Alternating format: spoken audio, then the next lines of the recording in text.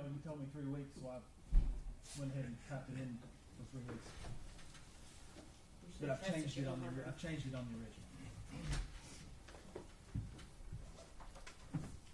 So yesterday,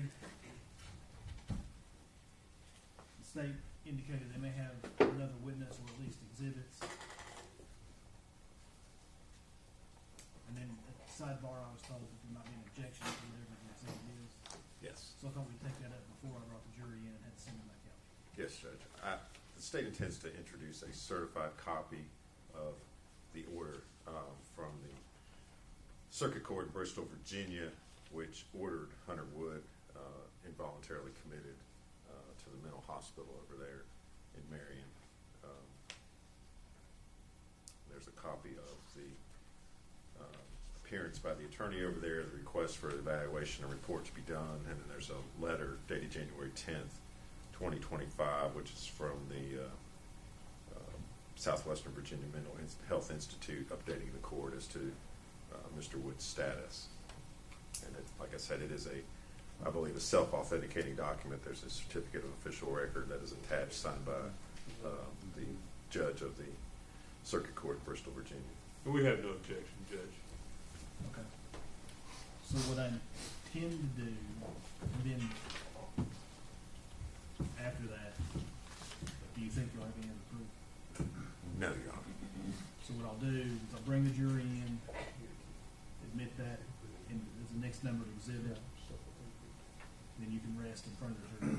All right. And then I'll have to send them back out so we can take up some matters out of their presence. All right, we can bring the jury in if we're ready.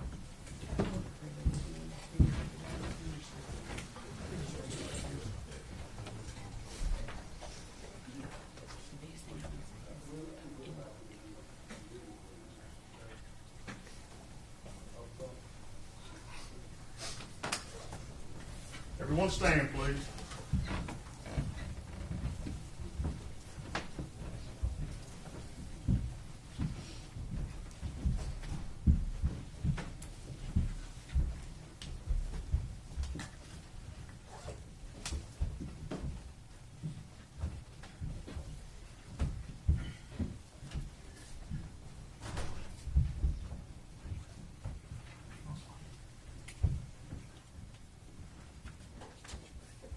You may be seated. Thank you.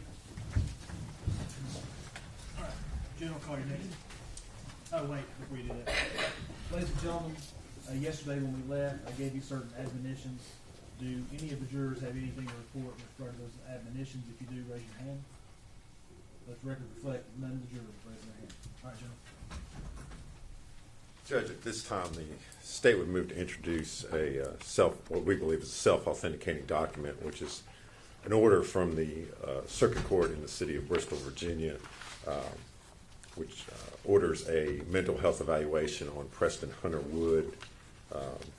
It also contains a letter from Southwestern Virginia Mental Health Institute, which is dated January 10th, 2025, which talks about the fact that he has been involuntarily hospitalized at that facility. If we would offer that as the next exhibit in this case. 261, I believe. 261, any objection? No, sir.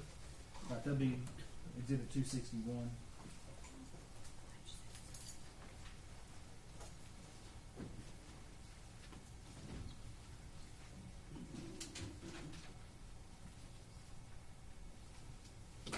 All right, call you next. Judge, the state would rest. All right, ladies and gentlemen, I know you've only been out here for 2.5 minutes, but I'm going to send you with the officer. Everyone stand, please.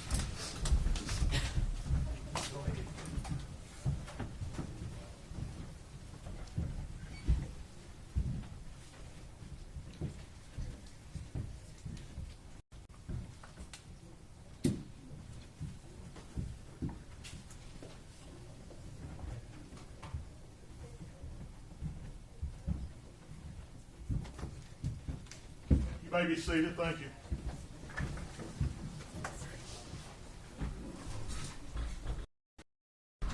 Mr. Scott, you have a motion? Judge, pursuant to Rule 29 of the Rules of criminal procedure, I move the court for a judgment of acquittal as to all counts. Just briefly, I'll go through them.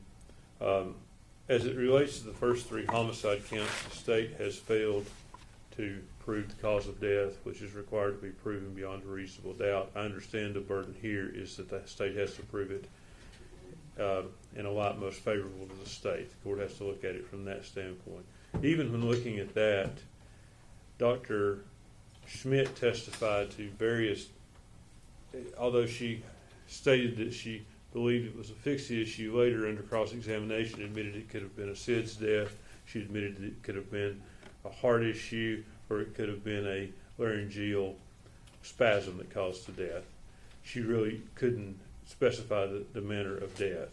When it came to Dr. Malushnik, she testified that she felt like it was asphyxia caused by being placed in the trash can, but ultimately she did answer that she could not conclusively say that the baby was alive or dead before being placed in the trash can. As it relates to count one and premeditation, there is no evidence whatsoever in this case of premeditation. So those are the three murder counts. Aggravated child neglect, the state hasn't produced any evidence that the child was neglected in such a way to adversely affect its health and welfare. Similarly, of abuse, there's absolutely no proof in the record of child abuse. In fact, there is ample proof to the contrary.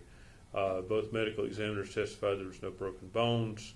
There's no trauma there.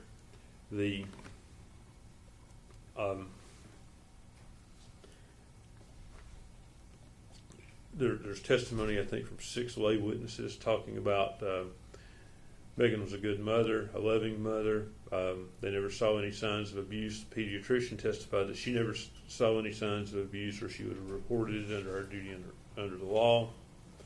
So those are my arguments to those counts. As it relates to tampering with evidence, I'll leave that to the court's good discretion. False report, obviously, there is, as it relates to those, there is a double jeopardy issue that the court will have to address if the jury returns multiple verdicts on those, but I will leave those for now, but I do move for a judgment of acquittal without further argument.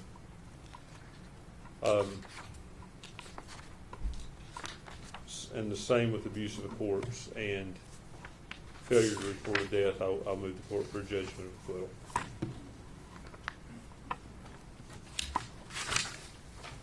Jim? I'll be brief, Judge. Of course, the court reviews this motion in the viewing the evidence in the light most favorable to the state. As far as Mr. Scott's argument regarding premeditation, I think the proof's been pretty clear in this case. The child's found upside down, stuffed into a trash can with its head wrapped in a blanket, and then on top of that, there's a substantial amount of aluminum foil. I think that clearly shows an intent to murder. So we would argue that the element of premeditation is at least shown through the physical evidence in this case. As far as the remaining counts, it's showing the cause of death. Both medical examiners, their opinions as they came in yesterday were that this was a homicide and that Megan Boswell died from asphyxiation. Mr. Scott certainly challenged and threw some other possibilities out there, but at the end of the day, that was their opinion as to the cause and manner of death. So I believe that the proof has been sufficient at this point to show how the child died and to let the jury make decisions on all the remaining counts. All right. Of course, as Mr. Scott and the general has stated, in viewing the evidence in light of the Rule 29 motion for judgment of acquittal, the court's required to view the evidence in the light most positive to the state. And looking at these charges and the proof through that lens, with regard to count one, the premeditation, I think coupled with the physical evidence of the way the child was wrapped and placed in the trash can. When you couple that with the voluminous amount of evidence where the defendant was giving different stories as to where the child was, as to how the child was doing. When you look at that count in light of the statements the defendant was making on social media, the fact that there seemed to be, from the proof, there seemed to be a cutoff date where before that date, the defendant seemed to be very caring for the child, and after that date, it was story after story about where the child was. The defendant appeared to have moved on to other things. And I think when you take all that evidence in the light most favorable to the state, that the jury would be able to find premeditation. As for the cause of death, both medical examiners stated that in their professional expert opinion, the cause of death was asphyxiation. Again, Mr. Scott did a good job cross-examining those witnesses to introduce other potential theories. But courts of the opinion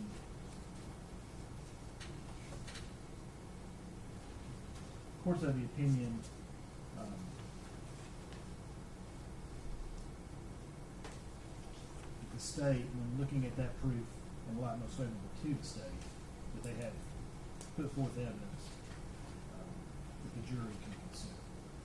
So with regard to count one,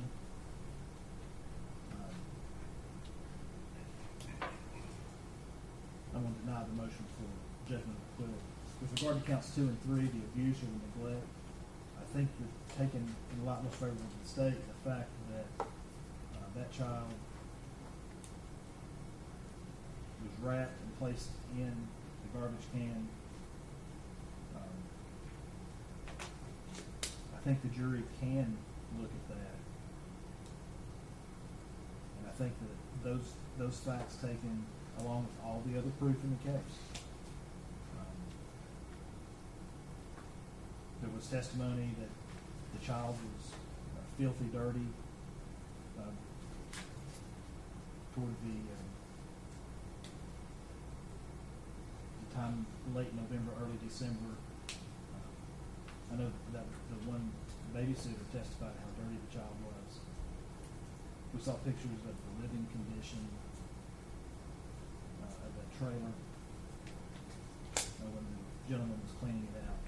And I think that taking all that together, the jury would be warranted in finding abuse or neglect. And I think that taking the light most favorable to the state, that those two counts would survive the Rule 29 motion, and I'm going to deny the motion with regard to those two counts as well. With regard to the tampering with evidence and false report charges, as well as the abuse of the courts and failure to report, when the court looks at all the statements, all the messages, all the social media posts, when you take those as a whole and view them in the light most favorable to the state,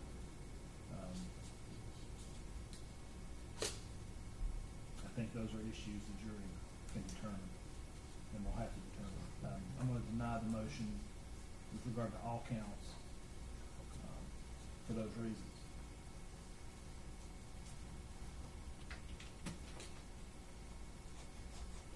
Mr. Scott, first question that I have for you is, will the defendant testify? Judge, we're prepared to state at this time the defendant will not be testifying. All right. In that case, we have to go through the Moman versus State questioning, and I'm gonna hand this down and let you do that.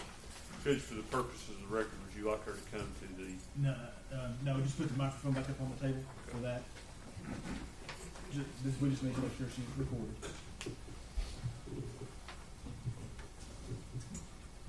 Ms. Boswell, raise your right hand. You solemnly swear or affirm the testimony you're about to give will be the truth, the whole truth, and nothing but the truth, ma'am? Yes, sir. Go ahead, Mr. Stein. Megan, I want to ask you some questions about my representation of you and explain to you your right to testify. Okay. I've been representing you for a couple of years now. We've met and discussed your case. You need to answer out loud. Yes. Okay. And part of that, I've talked to you about you have the right to testify, is that right? Yes.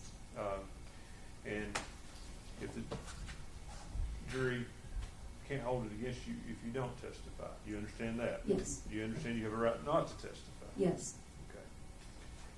And if you decided you wanted to testify, I couldn't stop you from that. Judge Goodwin couldn't stop you. Mr. Harper couldn't. That's solely your decision. You understand that? Yes.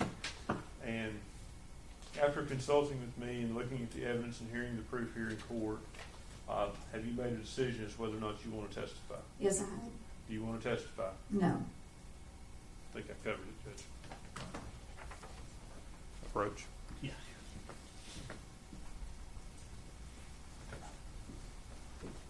All right.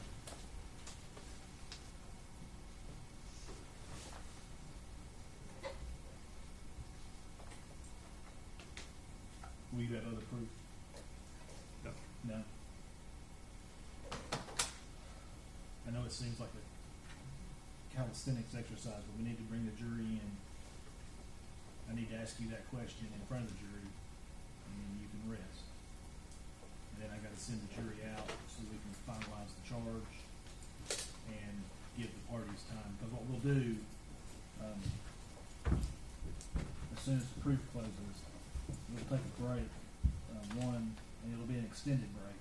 We'll take a break so that I can get the charge finalized, and then what I do is I will make a notebook for each juror so that they can read and follow along as I read the charge to them. It's been my experience, especially after lunch, that fewer of them nod off if they're reading with me. Plus, it gives them the charge when they go back in to deliberate.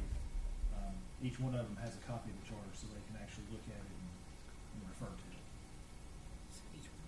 And that also will give you time, because what I'll do is once the charge is done and I get the notebooks ready, we will bring them back and I will read the charge to the jury up until almost the end. And then I will have you argue your case, and then I will finalize it and send it out to you. That's the Yes, sir. process going forward. And during this extended break, we'll give you all time to go through your notes, go through the exhibits, organize your thoughts for closing argument. Okay? So we need to bring the jury.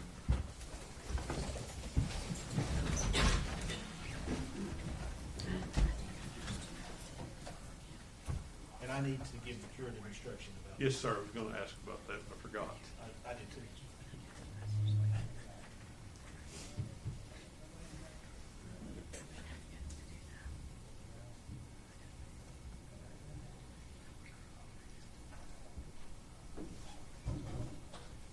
Everyone stand, please.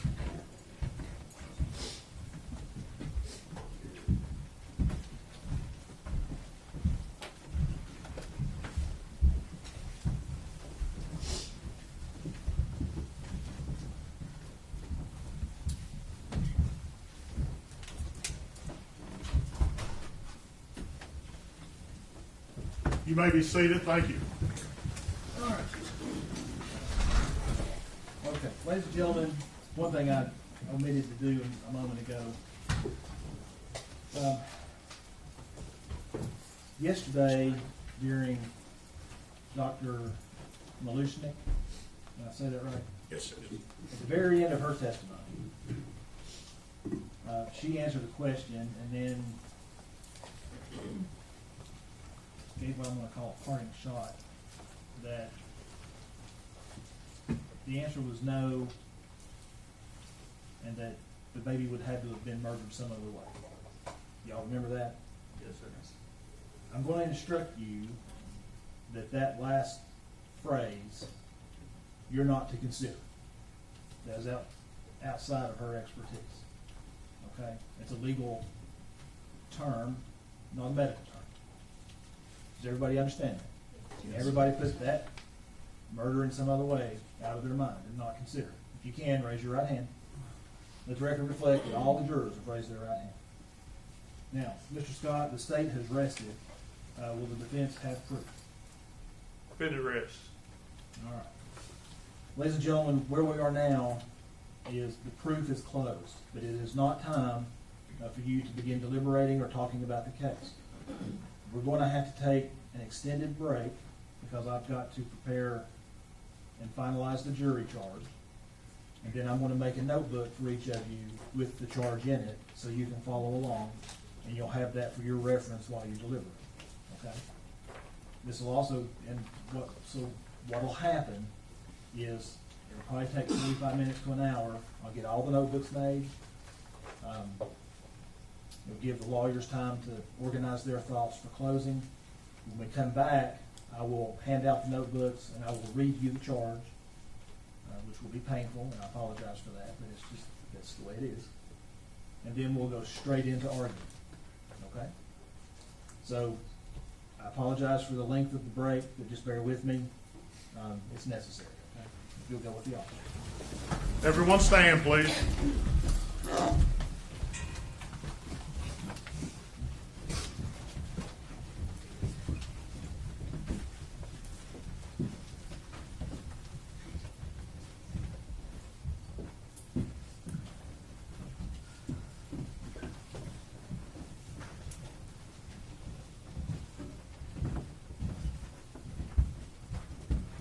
You may be seated, thank you. All right, we'll be in recess. We'll probably take 45 minutes. Court stands in recess.